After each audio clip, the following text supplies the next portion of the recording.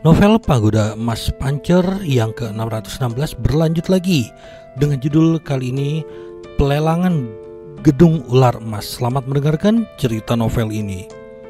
Pagoda Pancer 616. Ada kesempatan. Jantung Xiao Nunu berdebar kencang. Seketika, seorang gadis manis mengantar Xiao Nunu dan Mo Yebai ke ruang santai yang nyaman. "Silakan duduk, aku akan segera kembali," bisiknya lembut. Xiao Nunu mengangguk, dan keduanya duduk di ruang santai. Teh dan camilan kemudian disajikan. Mo Yebai berkata, agak tidak puas, "Iya, tidak. Sungguh misterius." Xiao Nunu tetap diam, menunggu dengan tenang. Di ruang santai Menara Ular Emas, banyak kultivator duduk di dekatnya. Dibandingkan dengan berbagai kultivator di jalanan luar, para kultivator negara kegelapan di dalam Menara Ular Emas terlihat lebih aristokrat, pakaian mereka relatif mewah. Jelas bahwa mereka yang mampu menghabiskan uang di Menara Ular Emas cukup kaya. Sesaat kemudian, gadis itu kembali, ditemani oleh seorang pria parubaya yang tampaknya berusia sekitar 40 tahun. "Para tamu yang terhormat, ini manajer Menara Ular Emas kami, Yao." Xiao Nunu sedikit berdiri dan menatap pendatang baru itu. Penjaga toko Yao mendekat sambil tersenyum, silakan duduk. Pihak lain sangat sopan. Lagi pula, mereka yang mampu berbelanja di Gedung Ular Emas bukanlah orang miskin. Penjaga toko Yao bertanya, "Kudengar kalian berdua sedang mencari mata air ilahi Yin Ekstrim, dan batu penenang jiwa jahat agung." Xiao Nunu mengangguk. "Apakah ada?" Penjaga toko Yao menjawab, "Sejujurnya, kami tidak punya mata air ilahi Yin Ekstrim." Xiao Nunu mengangkat alis. Pihak lain hanya menyebutkan mata air ilahi Yin Ekstrim, tetapi ada jenis lain. Penjaga toko Yao melanjutkan, "Kami punya batu penenang jiwa jahat agung." Hati Xiao Nunu lega. Setelah semua kerja keras ini, ia akhirnya mendapatkan sesuatu. Ia berkata, "Aku menginginkannya." Namun penjaga toko Yao melambaikan tangannya, batu penenang jiwa jahat agung untuk sementara tidak tersedia. Mo Yebai langsung berkata, "Apa maksudmu? Apa kau bercanda?" Mo Yebai telah mengikuti Xiao Nunu selama ini, penuh kebencian. Mereka jelas memiliki batu penenang jiwa jahat agung, tetapi sekarang mereka mengatakan tidak akan menjualnya secara terpisah. Bukankah itu mencari masalah? Xiao Nunu menghentikan Mo Yebai dan melanjutkan, "Penjaga toko Yao, jika tanah harta karunmu benar-benar memiliki batu penenang jiwa jahat agung, tolong jual kepadaku. Uang bukan masalah." Penjaga toko Yao menjawab, "Begini. 3 hari lagi, kita akan mengadakan lelang tingkat tinggi di kota ular gelap. Lelang ini telah dipanaskan sebelumnya. Pada saat itu, banyak selebritas dari negara gelap akan datang. Batu penenang jiwa jahat agung, yang baru saja kau sebutkan adalah salah satu produk pesaing utama. Jika aku menjualnya kepadamu sekarang, aku tidak akan bisa menjelaskannya kepada orang lain.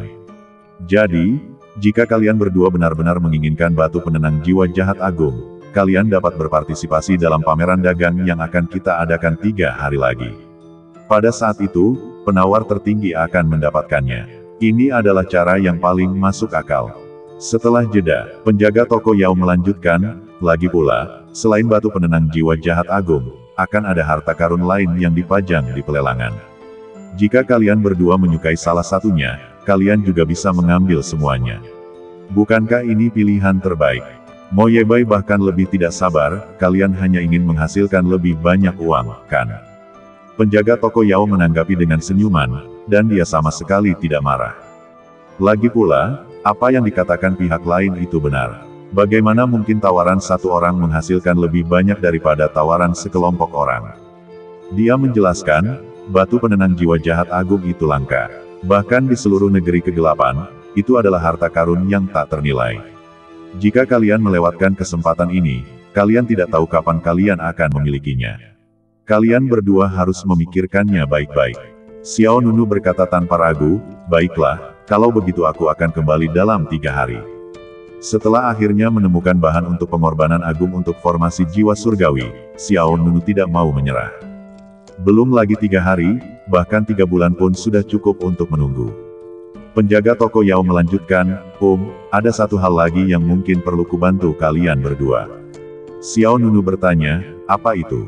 Penjaga toko Yao menjawab, "Karena lelang ini cukup mewah, untuk mencegah beberapa kultivator kelas bawah membuat masalah, kita perlu memverifikasi apakah para peserta memiliki modal untuk berpartisipasi. Xiao Nunu bertanya lagi, berapa banyak kekayaan yang dibutuhkan untuk masuk? Penjaga toko Yao mengangkat 5 jari dan berkata, setiap orang harus memiliki setidaknya 50 juta kristal ilahi untuk masuk. Mo Yebai mensibir, cek, kukira banyak, 50 juta itu tidak ada apa-apanya. Xiao Nunu juga tersenyum tipis. Ia kemudian mengeluarkan sebuah kantong penyimpanan dan meletakkannya di atas meja. Ada 100 juta kristal ilahi di dalamnya. Silakan periksa. Melihat Xiao Nunu dengan mudah mengeluarkan 100 juta kristal ilahi, mata penjaga toko Yao berbinar. Pihak lain mengambil kantong penyimpanan itu dengan kedua tangan, memindainya dengan indera spiritualnya, dan menyelesaikan pemeriksaan. Segera, pihak lain mengembalikan tas penyimpanan kepada Xiao Nunu dan mengeluarkan 2 token, lalu menyerahkannya. Ini kartu masuk balai lelang. Kalian berdua akan menggunakannya untuk memasuki tempat ini, kata penjaga toko Yao. Xiao Nunu mengambil token itu dan menyimpannya. Baiklah, kami akan kembali nanti. Baiklah, kalau begitu, aku, Yao, akan menunggu kalian berdua, tamu terhormat, di tempat ini. Penjaga toko Yao menangkupkan kedua tangannya dan memberi hormat. Kemudian, penjaga toko Yao langsung mengantar Xiao Nunu dan Mo Yebai ke pintu menara ular emas. Meskipun pihak lain tertarik dengan dompet Xiao Nunu, ia tetap terlihat baik di permukaan. Tepat saat mereka berdua berjalan keluar dari menara ular emas, tiba-tiba, sebuah kereta kuda yang dihias dengan indah melaju dari seberang jalan.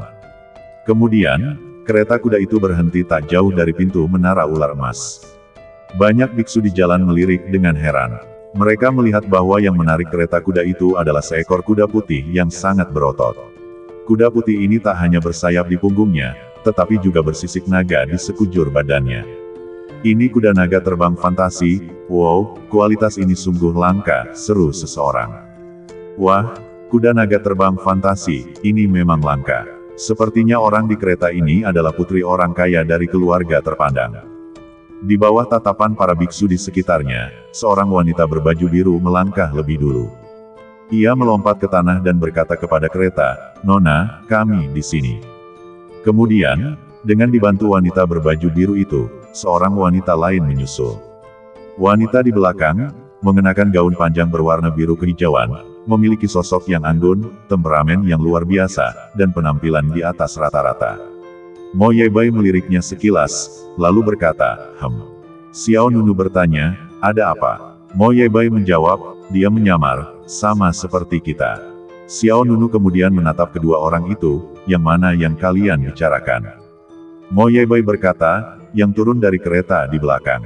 Penampilan aslinya cukup cantik, kecantikan yang langka. Xiao Nunu tersenyum tetapi tidak berkata apa-apa. Mo Yebai melanjutkan, apakah kau ingin tahu penampilan aslinya? Aku bisa membantumu, tetapi kau harus mengurangi hukumanku 1 atau 200 tahun. Xiao Nunu tidak peduli. Dia berbalik dan berjalan pergi. Mo Yebai melanjutkan, sungguh, penampilan wanita ini benar-benar sesuai dengan seleramu. Kau pasti akan menyukainya. Xiao Nunu masih menolak untuk menjawab. Dia telah melihat beberapa wanita cantik. Nan Lian, Jiu Yue Yuan, dan Ratu Taiyu Phoenix, siapakah yang bukan kecantikan kelas 1 yang tak tertandingi? Terutama Dewa Pedang Ekor 9, Ratu Iblis Malam Kegelapan, Kaisar Senjata Tangin, dan para permaisuri serta Ratu Iblis lainnya di dalam pagoda emas pancer, masing-masing dari mereka sangat cantik dan mempesona. Ia bahkan tidak tertarik dengan penampilan orang asing. Mo Yebai berkata dari belakang, kurangi 50 tahun, tidak apa-apa.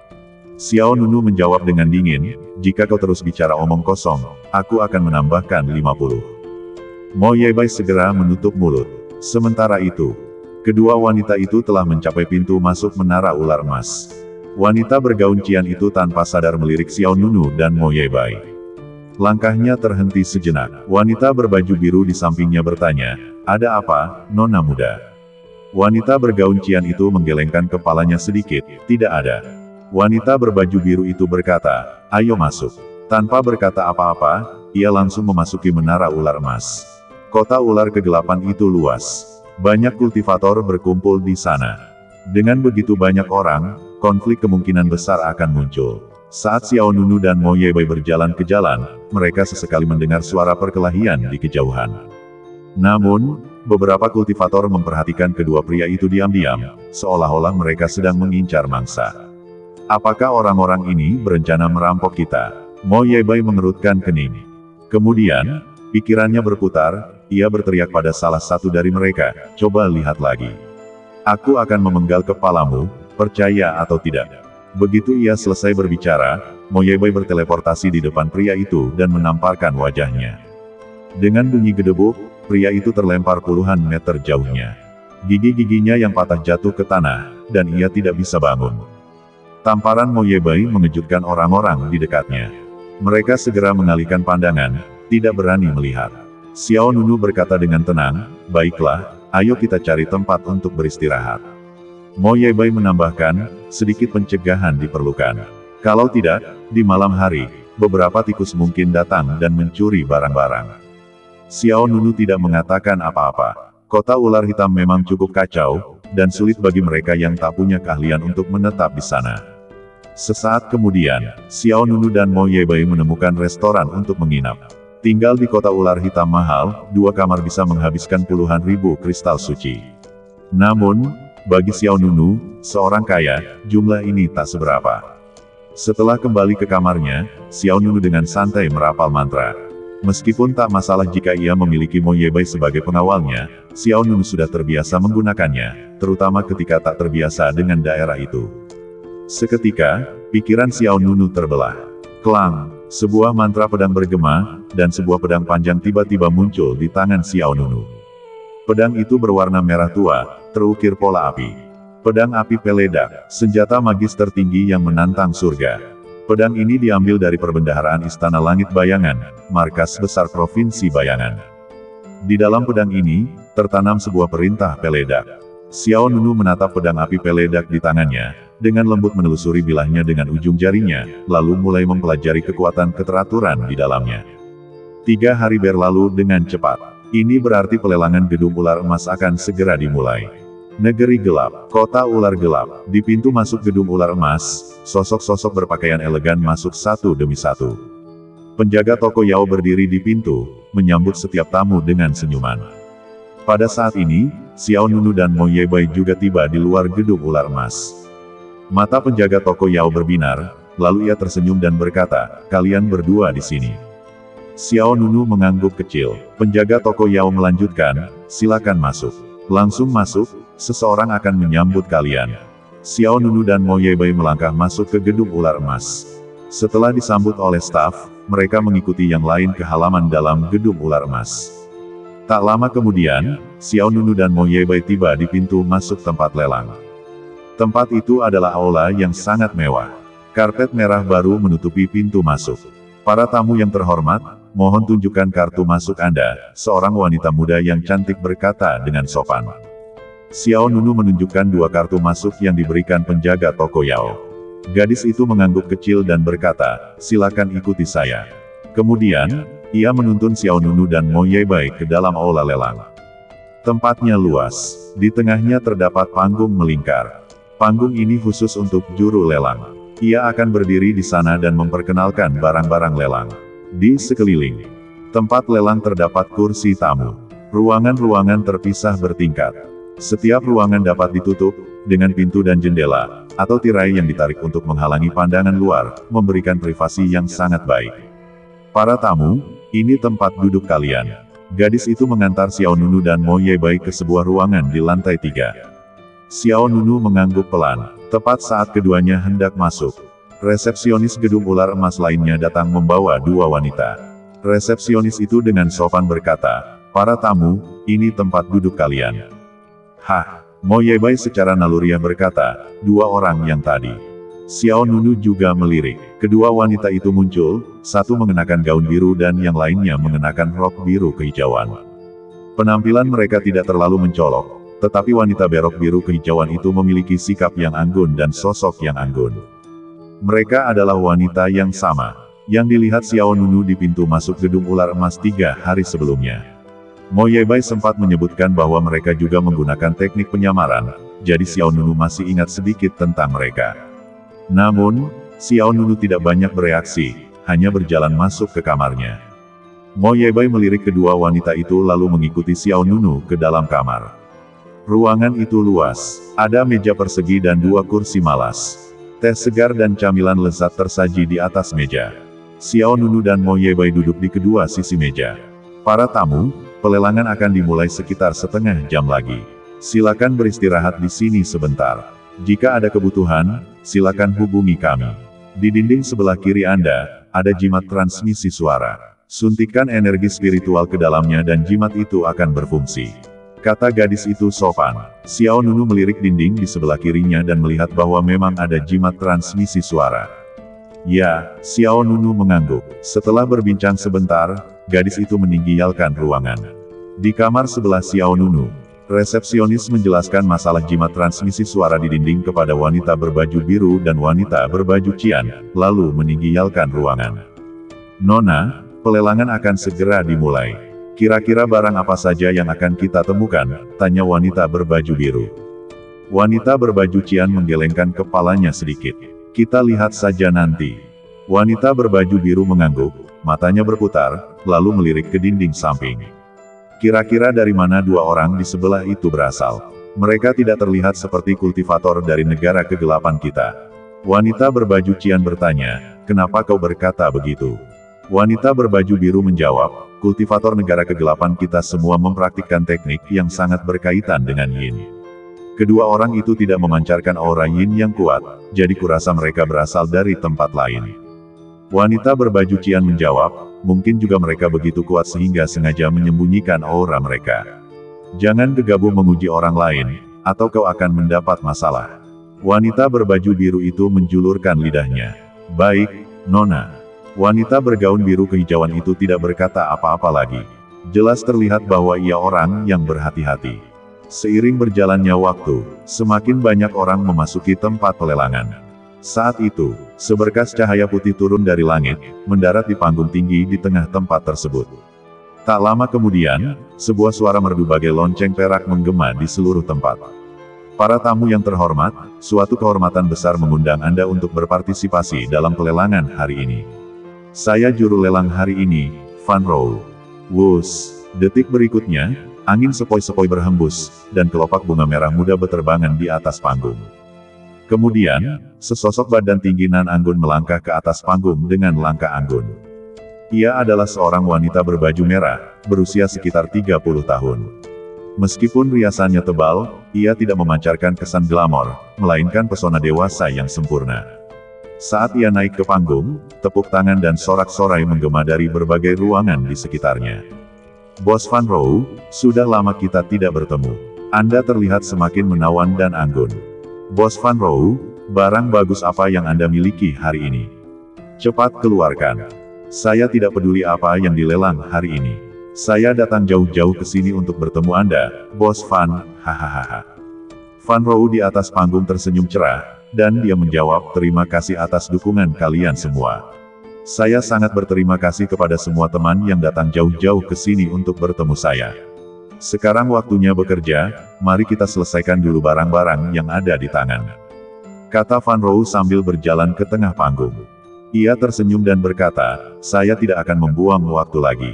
Satu-satunya aturan lelang ini adalah, penawar tertinggi menang. Mari kita lihat harta karun pertama hari ini.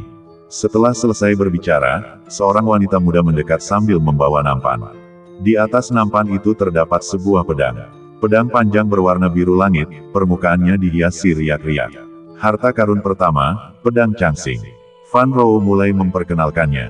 Pedang ini bukan hanya senjata magis kelas atas yang menantang surga, tetapi juga mengandung kekuatan keteraturan yang berasal dari air. Harga awalnya adalah 35 juta kristal ilahi. Penawaran segera dimulai. 36 juta, sebuah suara memanggil dari luar tempat lelang. Yang lain mengikuti, 38 juta, 40 juta, 42 juta, 45 juta. Suara-suara bergema dari ruangan-ruangan di sekitarnya satu demi satu. Dan harganya terus naik. Di kamar Xiao Nunu, ia dan Mo Yebai dengan santai menyesap teh mereka. Sejujurnya, sebuah senjata kelas atas yang menantang surga, saat itu, Xiao Nunu bahkan hampir tidak mempertimbangkannya. Ia memiliki beberapa senjata sihir kelas atas yang menantang surga dan bahkan sebuah senjata kelas atas yang menantang surga, pedang api meledak. Semua itu dapat dengan mudah menghancurkan pedang Changxing hingga luluh lantak. Karena itu, Xiao Nunu tetap tenang saat mendengarkan lelang di luar tempat tersebut. Akhirnya, pedang Changxing terjual seharga 61 juta kristal ilahi kepada seorang tamu di sebuah ruangan di lantai 2 sebelah utara. Fan Rou, dengan wajah berseri-seri, menyerahkan pedang Changxing kepada tamu tersebut, dan transaksi pun selesai. Lot kedua adalah pil Xuan Yin kelas atas, dengan harga awal 5 juta kristal ilahi. Begitu ia selesai berbicara, tawaran bergemuruh di tempat tersebut. 5,5 juta, 6 juta, 7 juta, 8 juta. Pil Xuan Yin, sesuai namanya, adalah ramuan yang diresapi kekuatan Yin ekstrim.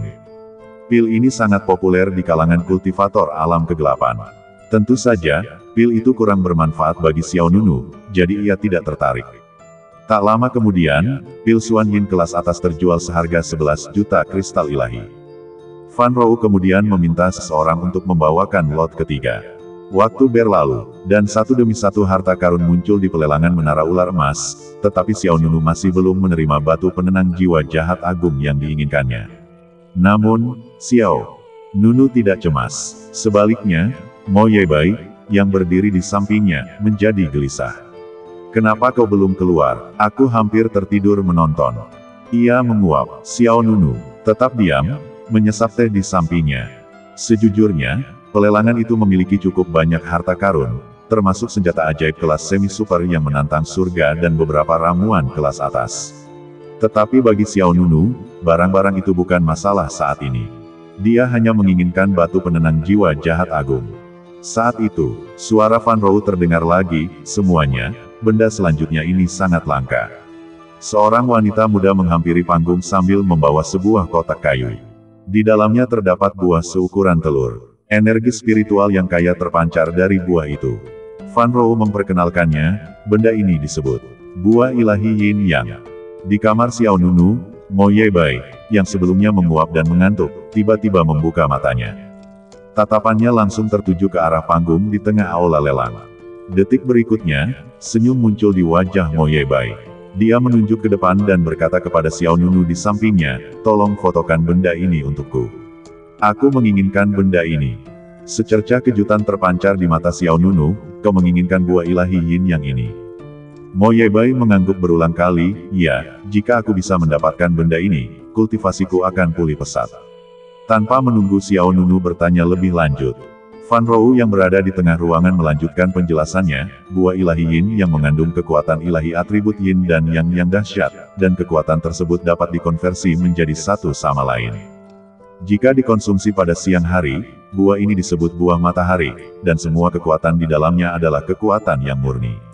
Namun, jika dikonsumsi pada malam hari, buah ini disebut buah bulan, dan kekuatan di dalamnya adalah kekuatan Taiyin. Jika dikonsumsi pada peralihan antara siang dan malam, maka, yang murni, dan Taiyin masing-masing akan menyumbang setengahnya. Setelah jeda, Fan Rou melanjutkan, tentu saja, sebagian besar kultivator di negara kegelapan kita berlatih atribut Taiyin, sehingga dapat dikonsumsi pada malam hari untuk meningkatkan kemampuan mereka. Harga awal buah ilahi Yin Yang ini adalah 80 juta kristal ilahi. Buah ilahi Yin Yang, kekuatan ilahi Yin dan yang dapat dipertukarkan. Dikonsumsi di siang hari, ini adalah buah yang memberikan energi yang murni. Dikonsumsi di malam hari, ini adalah buah Yin, yang memberikan kekuatan Taiyin. Bahkan Mo Yebai pun mengincar benda ini. Aku mengendalikan kekuatan Yin dan Yang. Aku bisa mengonsumsinya di pergantian siang dan malam. Ini akan memulihkan kultivasiku secara signifikan. Kata Mo Yebai serius. Sementara itu, kerumunan di tempat itu mulai menawar. 81 juta, teriak seseorang. Harga awal untuk buah ilahi Yin yang adalah 80 juta. Kemudian, yang lain segera menyusul, 82 juta. 85 juta, 86 juta, 90 juta, 95 juta. Tak dapat disangkal bahwa lelang Menara Ular Emas ini telah menarik banyak orang kuat.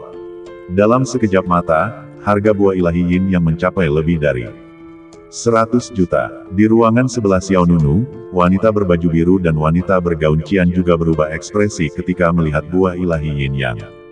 Wanita berbaju biru berkata, "Nona, ini buah ilahi Yin Yang. Coba Anda dapatkan. Buah ini akan sangat berguna bagi Anda." Wanita bergaun cian mengangguk dan langsung menawar, 100 juta. Kata-kata itu menggema di seluruh aula lelang.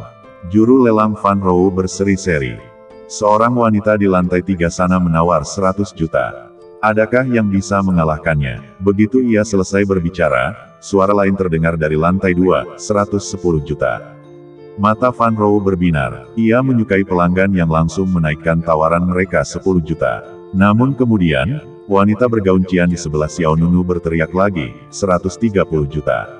Dalam satu tarikan napas, ia menambahkan 20 juta kristal ilahi, dan suasana di aula lelang tiba-tiba menjadi tenang. Jelas, harga ini di luar jangkauan kebanyakan orang. 130 juta, putri siapa yang kaya ini?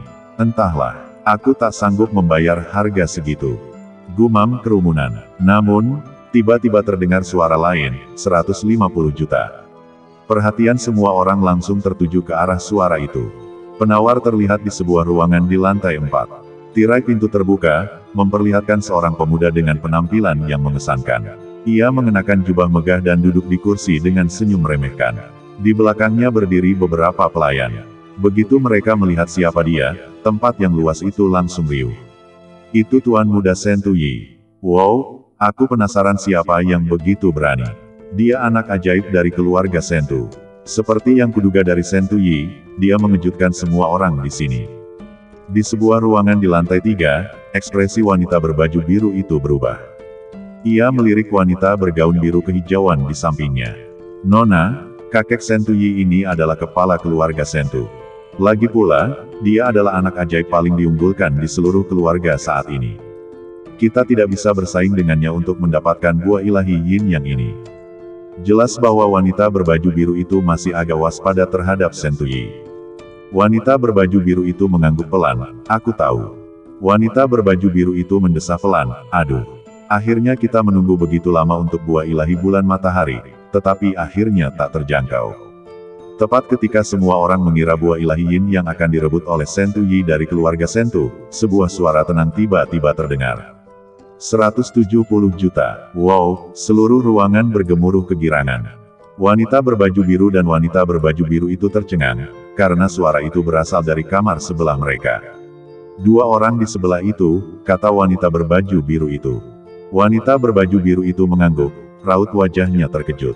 "Seingat saya, ini pertama kalinya tetangga sebelah menawar. Sebelumnya, tak ada pergerakan dari para tetangga. Mereka mengira mereka kekurangan uang dan hanya ikut bersenang-senang, tetapi tanpa diduga, mereka mengejutkan semua orang dengan kata-kata pertama mereka." Sementara itu, Fan Rou, yang bertengger di podium di tengah ruangan, melirik ke arah kamar Xiao Nunu. Ia takjub dengan kemampuan finansial Xiao Nunu dan keberaniannya bersaing dengan Sentu Yi. Fan Rou tersenyum profesional. Seorang pelanggan di lantai 3 menawar dengan harga yang sangat tinggi, 170 juta. Adakah yang menawar lebih tinggi dari itu? Di sebuah ruangan di lantai 4, mata Sentu Yi berkilat sinis. Sejujurnya, 170 juta agak di luar kemampuannya, tetapi ia tak ingin kehilangan muka. Sambil menggertakkan gigi, Sentu Yi dengan dingin menyatakan, 180 juta. Tak lama kemudian, suara Xiao Nunu menggema dari kamarnya, 200 juta. Suasana di aula lelang semakin menegang. "Ya dewa, 200 juta. Siapa orang ini? Beraninya dia menantang Sentu Yi untuk buah ilahi Yin Yang. Apa dia tidak takut diganggu keluarga Sentu? Entahlah, tapi aku ragu ada orang yang tidak punya kekuatan akan berani melakukan itu." Setelah tawaran 200 juta kristal ilahi diumumkan, Sentu Yi mengurungkan niat untuk menaikkan harganya. Dia menatap kamar Xiao Nunu dan bertanya, "Aku Sentu Yi dari keluarga Sentu. Aku ingin tahu dari mana asalmu dan siapa yang melatihmu." Itu adalah pertanyaan yang ingin diketahui semua orang. Namun, Xiao Nunu tidak menjawab Sentu Yi. Ia hanya bertanya, "Apakah kau menawar lebih tinggi?" Sentu Yi mengerutkan kening, seolah-olah hal ini sangat memukulnya. Ia mensibir dan menjawab, "Itu hanya buah ilahi Yin Yang. Akan kuberikan padamu." Meskipun Shen Tuyi merasa kesal, ia tidak berniat menaikkan harga lagi. Juru lelang Fan Rou tersenyum sambil melanjutkan dengan lantang, 200 juta kristal ilahi. Jika tidak ada yang menawar lebih tinggi, maka buah ilahi Yin Yang ini milik pelanggan itu.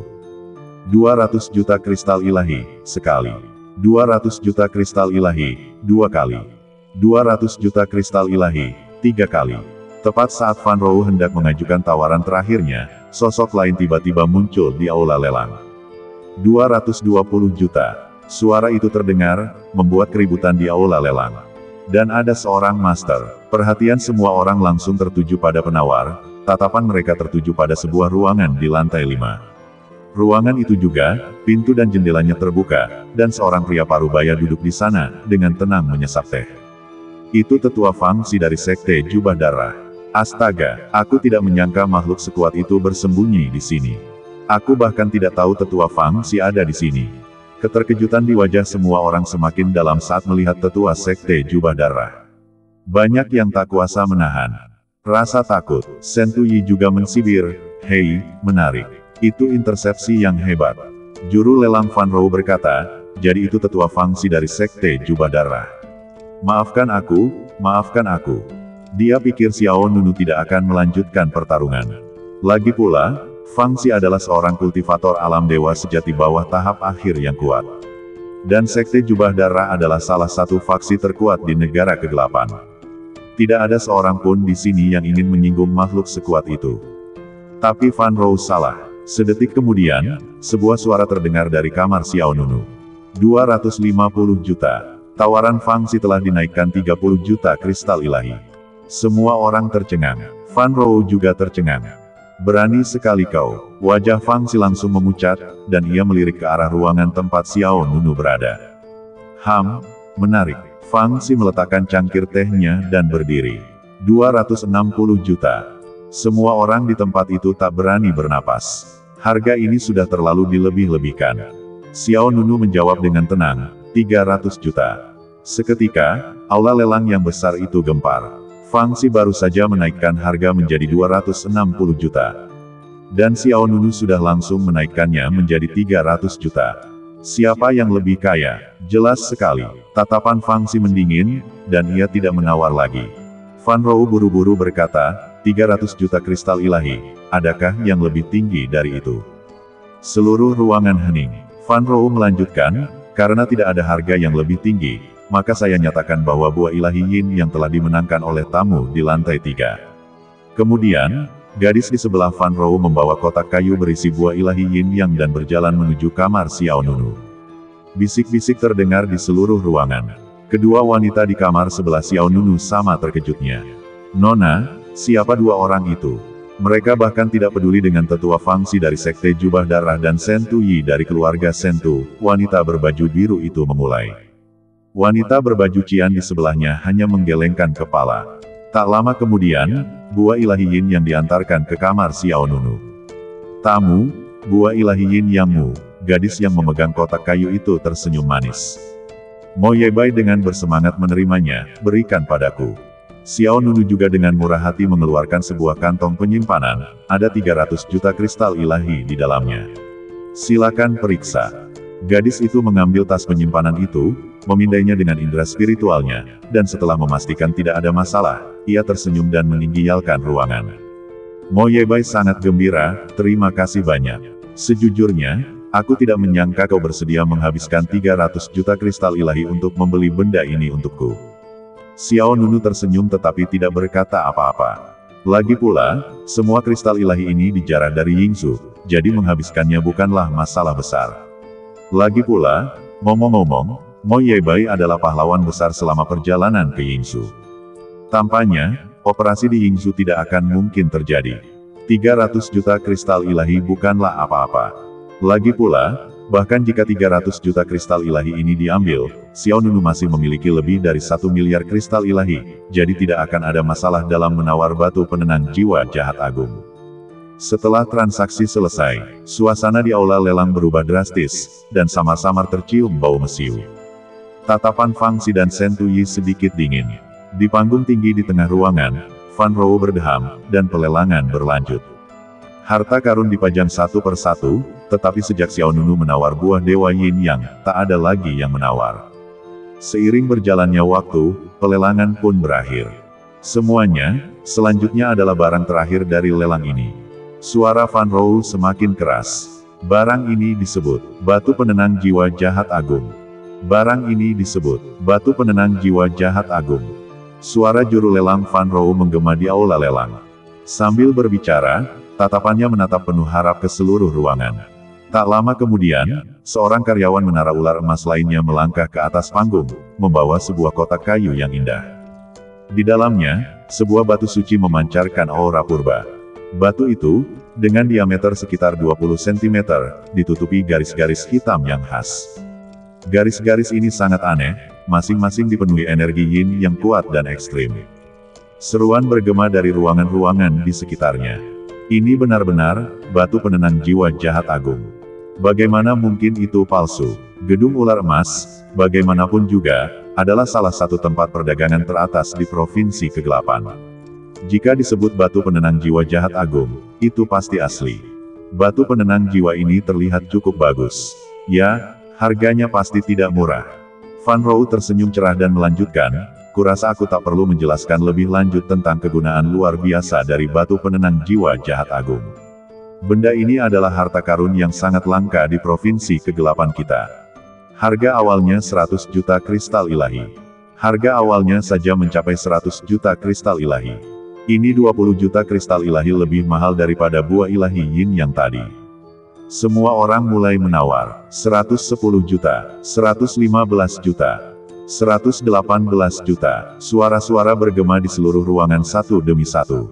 Di sebuah ruangan di lantai 3, seorang wanita berbaju biru berkata, "Nona, ini batu penenang jiwa jahat agung." Wanita berbaju biru di sampingnya mengangguk kecil, "Ya, ini memang benda langka." Wanita berbaju biru itu melanjutkan, "Kau tidak akan menawar." Ia menjawab, "Mari kita lihat dulu. Kurasa kristal ilahi yang kumiliki ini tidak kompetitif." Wanita berbaju biru itu mengangguk, "Memang, Sentu Yi dari keluarga Sentu dan Fang Xi, tetua sekte jubah darah, ada di sini. Mari kita lihat apa yang mereka katakan."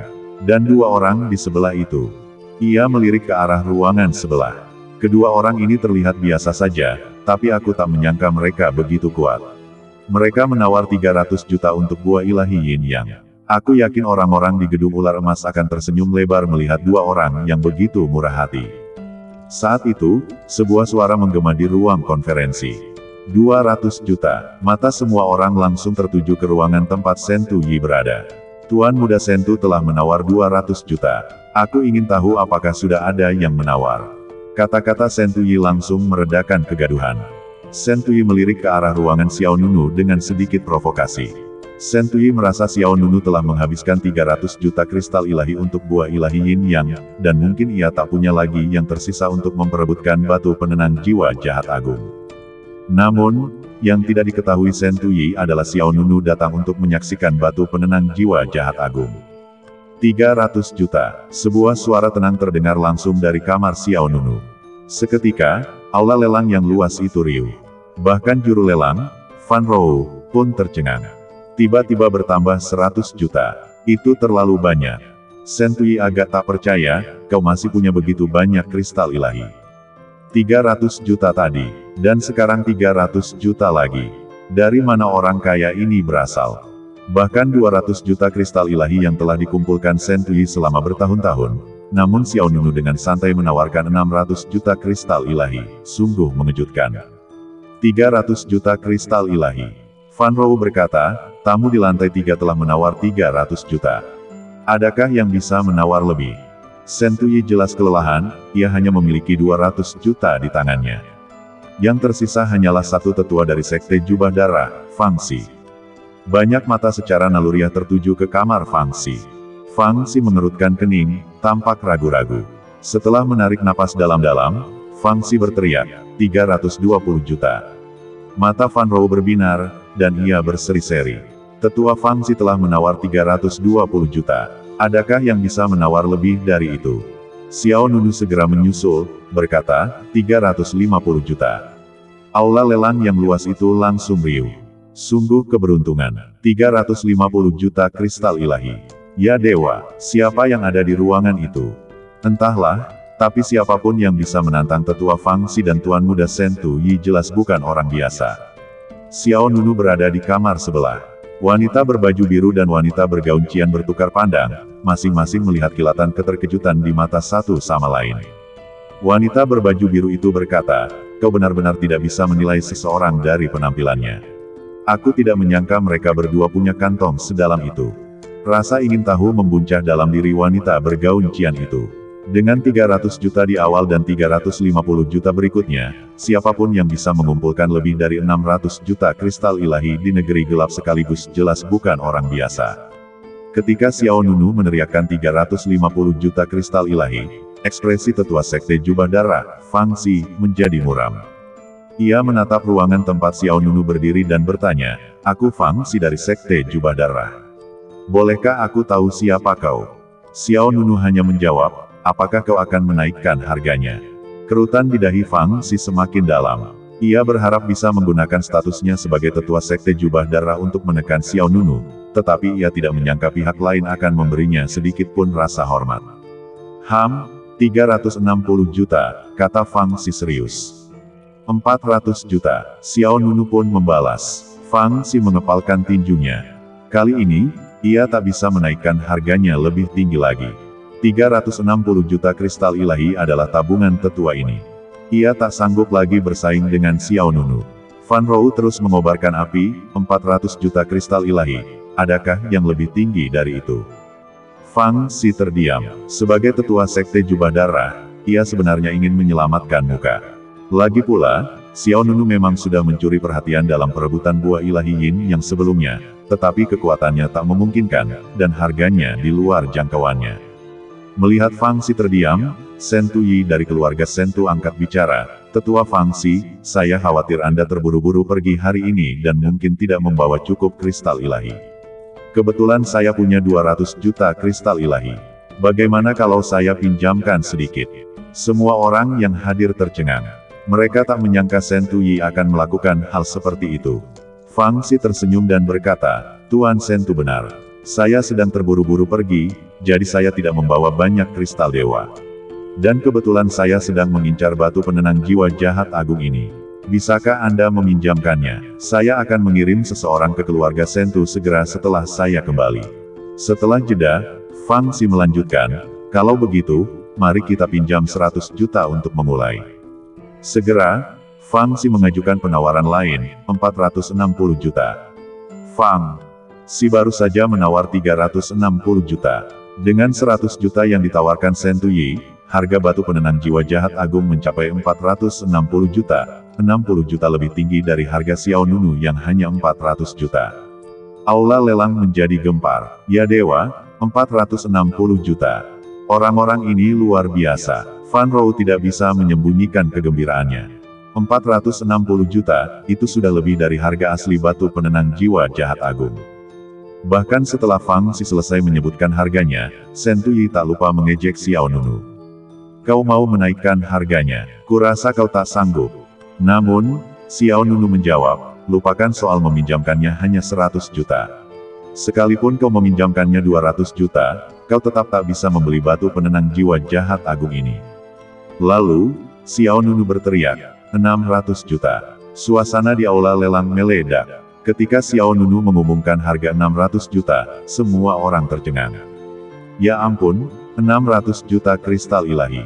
Aduh, Geplet, menghabiskan 600 juta kristal ilahi untuk batu penenang jiwa jahat agung. Harganya benar-benar keterlaluan. Wajah Fangxi dan Sentu Yi memucat. Kata-kata Xiao Nunu langsung membungkam mereka. Fangxi baru saja meminta Sentu Yi meminjam 100 juta, dan ia hanya berhasil mengumpulkan 460 juta. Bahkan jika Sentu Yi meminjamkan sisa 100 juta kepada Fangxi, totalnya hanya akan menjadi 560 juta, kurang 40 juta dari 600 juta milik Xiao Nunu. Tidak cukup, sama sekali tidak cukup. Tetua sekte jubah darah dan keturunan klan Sentu, bahkan jika digabungkan, tidak dapat mengamankan batu penenang jiwa jahat agung. Keduanya merasa sangat malu. Kutu kupret. Sentu Yi menggertakkan giginya, kilatan dingin di matanya. Dari mana kau berasal? Tatapan Fang Xi semakin tajam, berpikir dalam hati, beraninya kau bersaing denganku untuk mendapatkan batu penenang jiwa jahat agung. Akan kulihat siapa kau. Baik Sentu. Yi maupun Fang Xi mendidih karena amarah, tetapi karena tempatnya ramai, mereka menahan amarah mereka untuk sementara waktu. Fan Rou, yang merasa waktunya hampir tepat, mengumumkan, selamat kepada tamu di ruang lantai 3 karena telah memenangkan harta yang mereka inginkan seharga 600 juta kristal ilahi. Fan Rou benar-benar gembira, meskipun batu penenang jiwa jahat agung memang langka, harga 600 juta kristal ilahi itu jelas di luar dugaannya. Namun, inilah yang ia inginkan. Sebagai seorang pengusaha, semakin tinggi keuntungannya, semakin baik. Kemudian, Fan Rou mengambil batu penenang jiwa jahat agung dari pelayan di sampingnya, lalu memberikannya kepada Xiao Nunu. Tak lama kemudian, Fan Rou datang ke kamar tempat Xiao Nunu dan Mo Yebai berada. Tamu, ini batu penenang jiwa jahat agung yang Anda inginkan. Fan Rou tersenyum. Ia diam-diam menatap Xiao Nunu dan Mo Yebai, tetapi karena keduanya menggunakan metode transformasi untuk mengubah penampilan mereka, Fan Rou merasa mereka hanyalah orang biasa. Namun demikian, Fan Rou tetap sangat sopan. Lagi pula, bagaimana mungkin seseorang yang bisa mengeluarkan 900 juta kristal ilahi dalam sekali tarikan napas adalah orang biasa. Melihat batu penenang jiwa jahat agung di depannya, Xiao Nunu dengan mudah membayar 600 juta kristal ilahi. Kedua belah pihak bertukar uang dan menerima barangnya. Dua tamu terhormat, jika kalian tidak sibuk, silakan tinggal sebentar. Kami di Menara Ular Emas telah menyiapkan beberapa hadiah kecil untuk kalian. Ujar Fan Rou sambil tersenyum. Namun Xiao Nunu, yang telah mendapatkan batu penenang jiwa jahat agung, tidak berniat untuk tinggal. Ia dengan sopan menolak permintaan pihak lain, tidak perlu, kami ada urusan. Melihat hal ini, Fan Rou tidak lagi mendesak, baiklah. Jika ada permintaan lain, kalian berdua dapat datang ke Menara Ular Emas untuk menemuiku kapan saja. Xiao Nunu mengangguk pelan, lalu pergi bersama Mo Yebai. Karena batu penenang jiwa jahat agung adalah barang terakhir yang dilelang hari ini, orang-orang di tempat itu perlahan-lahan pergi.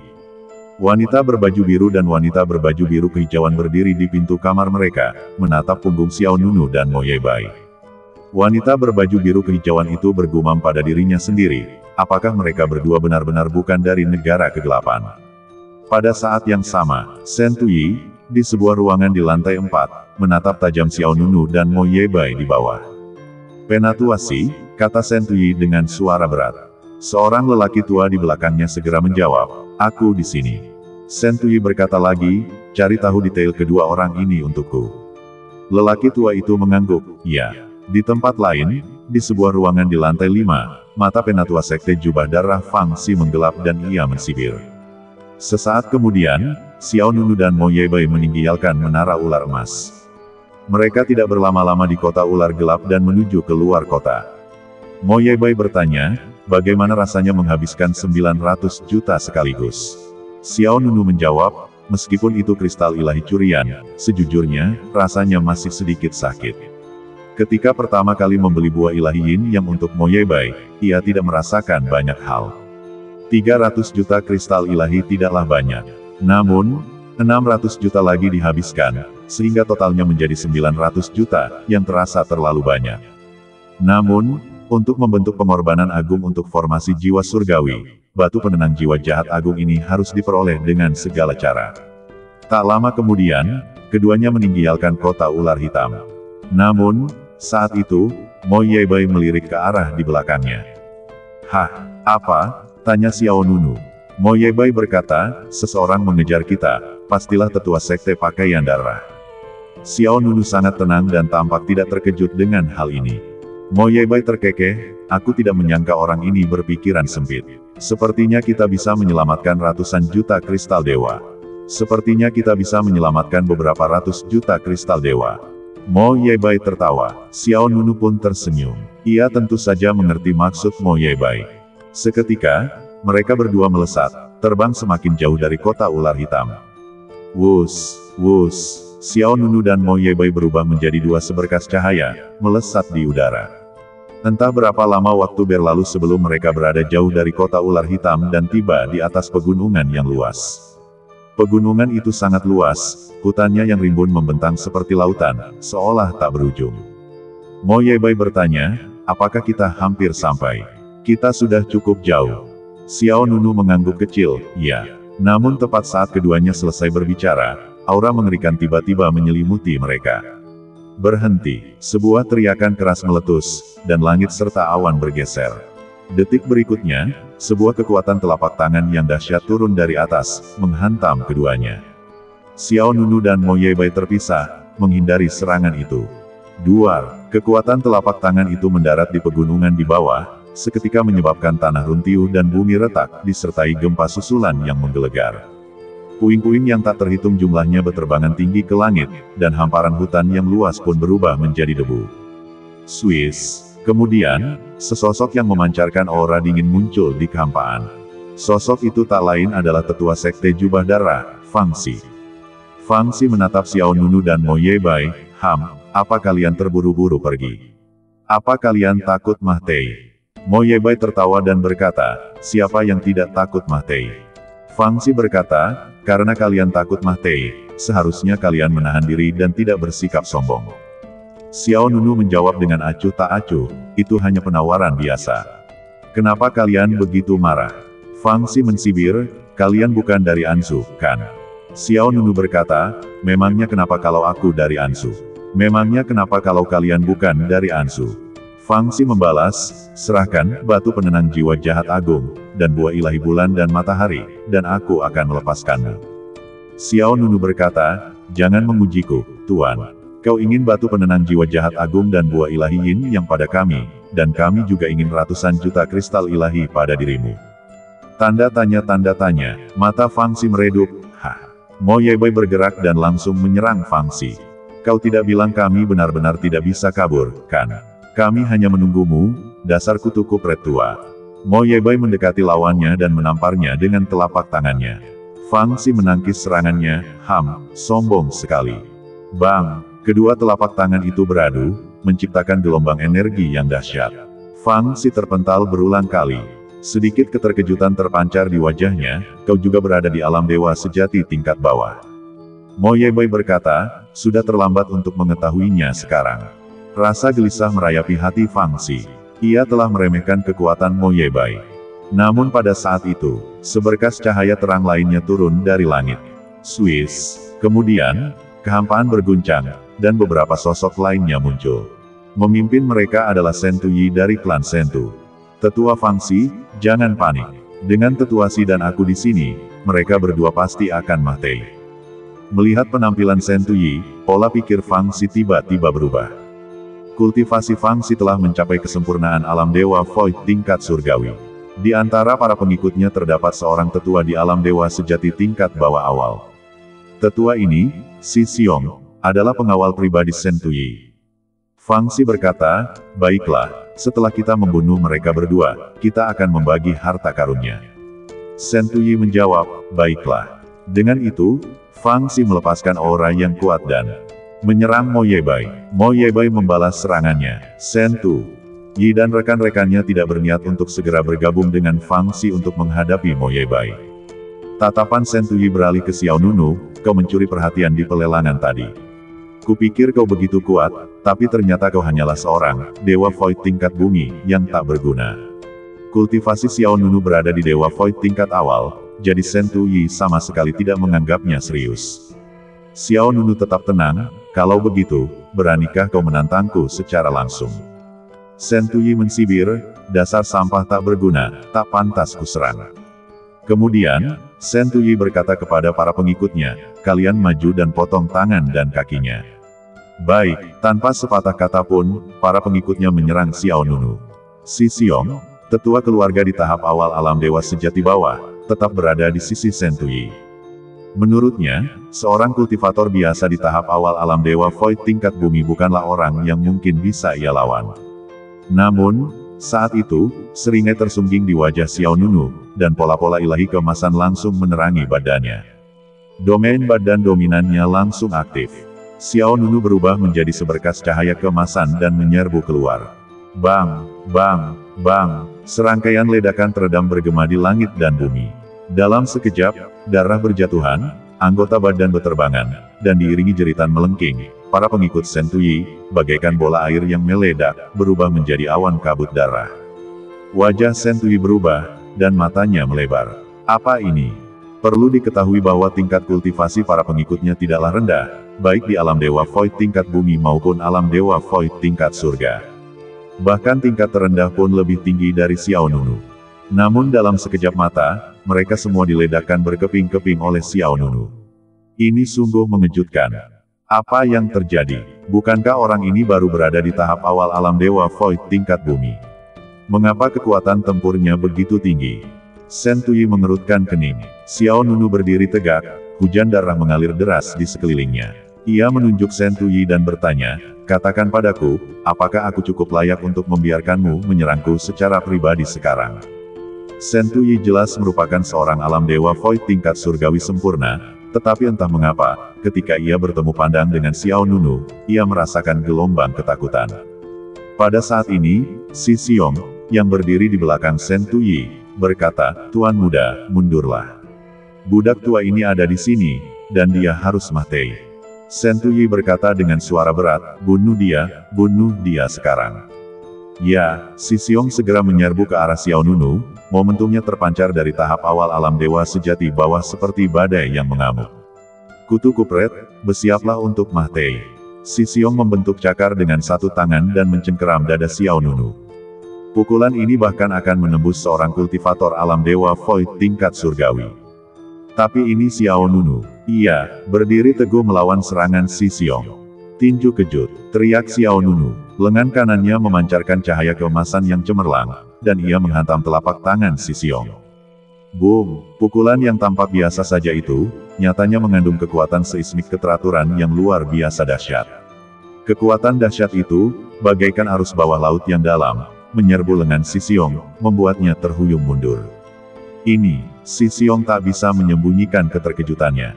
Seni bela diri yang dijiwai kekuatan keteraturan. Sebelum Si Xiong sempat bereaksi, Xiao Nunu memanggil tongkat Dewa Layu. Melepaskan keteraturan layu yang dahsyat, Xiao Nunu menggenggam tongkat itu di tangan kirinya dan menyerang dengan dua jari tangan kanannya. Jari Dewa Layu. Seketika, sebuah kekuatan dahsyat menerjang Si Xiong. Si Xiong mengerutkan kening, menyadari bahwa serangan Xiao Nunu mengandung kekuatan keteraturan lain. Telapak yin ilusi. Si Xiong melancarkan serangan telapak tangan yang dahsyat, menangkis serangan Xiao Nunu. Boom! Kekuatan dahsyat itu bertabrakan, mengguncang langit dan bumi. Kekacauan terjadi di antara keduanya, kekuatan layu dan telapak tangan pantom yin menyebar bagai badai gelap, membuat Si Xiong terhuyung lagi. Kekuatan layu itu meresap ke telapak tangannya, mengikis energi spiritual di telapak tangan Si Xiong dan menyebabkan lengannya menyusut drastis. Melihat ini, Shen Tuyi, yang berdiri di belakangnya, tak kuasa menahan diri untuk mengutuk, "Penatua-Si, apa yang kau lakukan? Kenapa kau tidak membunuhnya sekarang?" Shen Tuyi tidak tahu seberapa kuat dua serangan Xiao Nunu sebelumnya. Ia hanya tahu bahwa bagi seorang kultivator di alam dewa sejati tingkat rendah untuk membunuh seorang kultivator di alam dewa kekosongan tingkat awal semudah menghancurkan semut. Namun, setelah beberapa pertempuran, Si Xiong gagal mengalahkan Xiao Nunu. Mata Si Xiong menjadi gelap. "Jangan khawatir, Tuan. Aku ceroboh tadi. Selanjutnya, aku akan memastikan dia mati tanpa tempat pemakaman."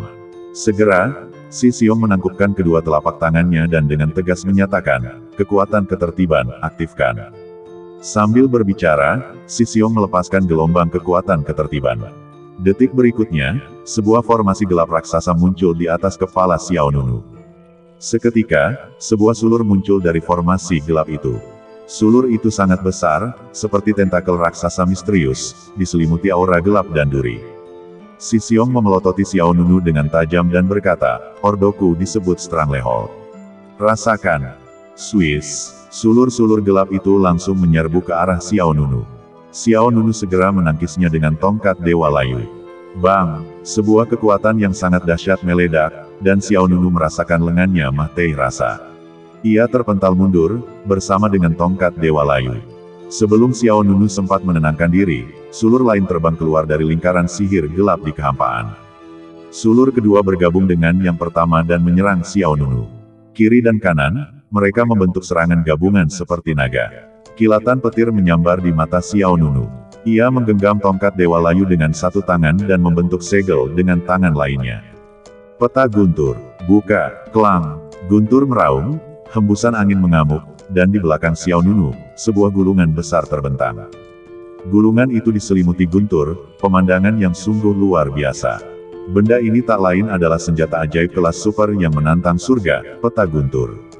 Peta guntur ini adalah salah satu trofi Xiao Nunu dari negeri bayangan, dan salah satu dari banyak senjata ajaib yang menantang surga. Ketika Mo Yebei memancing tetua Renki dari Istana Langit Bayangan, Xiao Nunu telah menyerang Istana Langit Bayangan sendirian dan membunuh murid langsung Renki, Duan Chuan, dengan bantuan peta guntur ini. Peta guntur berisi perintah angin dan guntur. Xiao Nunu mengaktifkan peta guntur, dan kekuatan angin dan guntur yang mengerikan meletus. Kemudian, dua rantai perak terbang keluar dari peta. Rantai-rantai ini, yang diresapi kekuatan guntur yang dahsyat, menyerbu ke arah tanaman merambat yang seperti tentakel. Swiss. Detik berikutnya, dua rantai melilit tanaman merambat itu erat-erat, menjepitnya. Sisiong mensibir, kau punya cukup banyak harta, tapi sayangnya, kemampuanmu yang minim tak sebanding dengan kekuatan keteraturanku yang sempurna. Dengan itu, kedua tanaman merambat itu melepaskan gelombang kekuatan ilahi yang dahsyat. Bang, bang, dua rantai perak yang dilepaskan oleh diagram petir hancur, dan kedua tanaman merambat itu melanjutkan serangan mereka ke arah Xiao Nunu. Xiao Nunu tidak menunjukkan tanda-tanda puas diri, menghindar dengan gerakan cepat yang menipu. Sisiong melanjutkan serangannya, perjuangan maut. Segera, ia membentuk segel lain, melepaskan ledakan keteraturan yang bahkan lebih kuat. Bas, bas, bas, lingkaran sihir gelap di kehampaan beriak lebih keras lagi, dan kemudian, 5 atau 6 tanaman merambat turun, masing-masing seperti tentakel yang mengerikan, menyerbu ke arah Xiao Nunu dari berbagai posisi. Berniat mencekiknya dari segala arah. Dulu ketika ia berada di Istana Langit Bayangan, meskipun Xiao Nunu membunuh Duan Chuan, yang berada di tahap awal alam dewa sejati tingkat bawah, Duan Chuan saat itu mengandalkan teknik rahasia untuk meningkatkan kekuatannya secara paksa. Meskipun tingkat kekuatan lawan telah mencapai tahap awal alam dewa sejati tingkat bawah, ia belum menguasai kekuatan keteraturan sepenuhnya. Namun, Sisiong di hadapannya adalah seorang ahli alam dewa sejati-sejati. Perintah pencekik yang ia gunakan juga merupakan kekuatan perintah yang lengkap. Oleh karena itu, ada perbedaan mendasar antara Sisiong dan Duan Chuan. Tentu saja, Xiao Nunu telah membuat beberapa kemajuan dibandingkan saat ia berada di Istana Langit Bayangan. Saat itu, Xiao Nunu baru mencapai alam dewa kekosongan atas sempurna, tetapi sekarang ia berada di alam dewa kekosongan bumi awal. Kekuatan tempurnya juga meningkat. Dengan pikiran, Xiao Nunu menyimpan diagram petir dan tongkat Dewa Layu lalu memanggil pedang panjang merah. Pedang ini tak lain adalah pedang api peledak yang diperoleh dari markas Istana Langit Bayangan. Mengayunkan pedang api peledak, Xiao Nunu menghantam sebuah sulur. Bang! Sebuah kekuatan dahsyat dilepaskan seketika, sebuah ledakan dahsyat melepaskan gelombang panas yang mengerikan. Sulur itu hancur oleh satu serangan Xiao Nunu. Wajah Sisiong kembali memancarkan keterkejutan, ini, senjata ajaib kelas super yang menantang surga. Tak diragukan lagi, hanya senjata ajaib kelas super yang sesungguhnya yang mampu melepaskan kekuatan sebesar itu. Pedang api peledak berisi ordo ledakan, dan setiap serangan yang dilepaskannya melepaskan kekuatan ledakan. Shen Tuyi, yang berdiri di luar arena, semakin bersemangat, matanya berbinar-binar. Ini benar-benar senjata ajaib kelas atas yang menantang surga. Hahaha, dewa sungguh menolongku.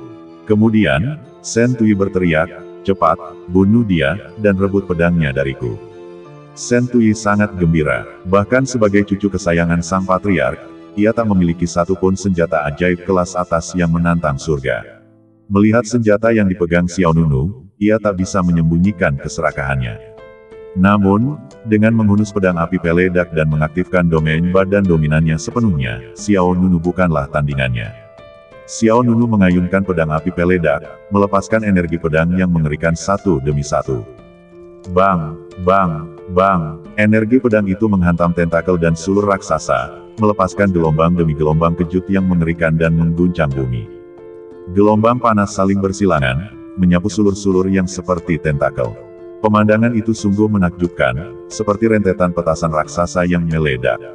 Shen-Tuyi terhempas mundur oleh gelombang panas tersebut. Si Xiong semakin waspada. Kekuatan Xiao Nunu jelas melebihi ekspektasinya. Sejujurnya, jika Shen-Tuyi bergerak, Xiao Nunu bisa dengan mudah membelahnya dengan satu serangan. Sementara itu, di tempat lain, pertempuran antara Mo Yebai dan Fang Xi, tetua sekte jubah darah, semakin sengit. Fang Xi berpikir, keluarga Shen-Tu benar-benar tidak berguna. Setelah sekian lama, mereka bahkan tidak bisa menghadapi semut di alam dewa kekosongan tingkat bumi. Mo Yebai melirik posisi Xiao Nunu. Awalnya, ia agak khawatir, yakin Xiao Nunu takkan mampu menghadapi si Xiong. Kini, kekhawatirannya terasa berlebihan. Sepertinya kau salah pilih pasangan, ejek Mo Yebai. Setelah itu, ia membentuk segel dengan satu tangan, dan sesaat kemudian, seekor burung dewa hitam putih raksasa melesat ke langit, memancarkan aura mengerikan. Maju, Mo Yebai menunjuk Fang Xi. Menangis. Burung dewa hitam putih itu melepaskan pola-pola dewa purba yang megah, mengerahkan tekanan tak terbatas saat menerjang Fang Xi. Tatapan Fang Xi menggelap, dan ia segera membentuk penghalang di hadapannya. Duar, burung hitam putih itu menghantam penghalang dengan raungan keras, mengirimkan gelombang energi yang dahsyat. Saat penghalang itu hancur, Fang Xi terhuyung mundur, darah menetes dari sudut mulutnya. Namun kemudian, Fang Xi kembali tenang. Ia melotot tajam ke arah Mo Yebai dan berkata, jangan khawatir. Kesenangannya belum datang. Kekuatan ketertiban. Buka, aura alam dewa sejati bawah yang terlambat melonjak. Fang Xi mengaktifkan kekuatan ketertiban, dan dalam sekejap, kabut darah tebal menyelimuti medan perang di antara mereka. Mata Mo Yebai berkilat terkejut. Sebelum ia sempat bereaksi, ia melihat cahaya merah darah dan bayangan menyerbu ke arahnya. Cahaya merah darah menyelimuti Mo Yebai, membentuk benda berwarna merah darah seperti kepompong. Kepompong ini, seperti sangkar, menjebak Mo Yebai di dalamnya. Segera, Fang Xi mengulurkan kelima jarinya dan mengulurkan tangan ke arah kepompong itu, memperlihatkan garis-garis merah darah yang menakutkan muncul di permukaannya. Fang Xi menyeringai, perintah kabut darah, ku dapat langsung mengubahmu menjadi genangan darah. Kesombonganmu berakhir di sini. Namun, tak lama setelah ia selesai berbicara, sebuah pemandangan tak terduga terjadi. Dari dalam kepompong, sebuah kekuatan yang luar biasa dahsyat melonjak keluar. Ekspresi Fang Xi memucat, dan ia dengan cepat mengerahkan seluruh kekuatan batinnya untuk menekan Mo Yebai, yang terperangkap di dalamnya. Berhentilah meronta, terimalah kematianmu. Namun detik berikutnya, dengan ledakan keras, dua kekuatan dahsyat menembus kendali Fang Xi. Kepompong berwarna darah itu tiba-tiba meledak, dan dua ikan yin yang tiba-tiba mengelilingi Mo Yebai. Satu hitam, satu putih, mereka tampak seperti binatang buas yang melindunginya, memancarkan aura suci. Mo Yebai menatap Fang Xi dan berkata, apakah kau punya trik lain? Kalau tidak, kau akan mati. Fang Xi agak tak percaya. Ordonya sendiri ternyata telah dihancurkan oleh Ordo Mo Yebai. Keduanya berada di level kultivasi alam dewa sejati tingkat rendah tahap akhir. Dalam situasi ini, kekuatan Ordo adalah kunci untuk menentukan kemenangan atau kekalahan. Jelas, Ordo kabut darah Fang Xi sama sekali bukan tandingan yin dan yang terbalik milik Mo Yebai. Bersambung. Demikianlah part ke-616 dari novel Pagoda Panas Pancer ini. Nantikan part selanjutnya, tetap dengan suara serak.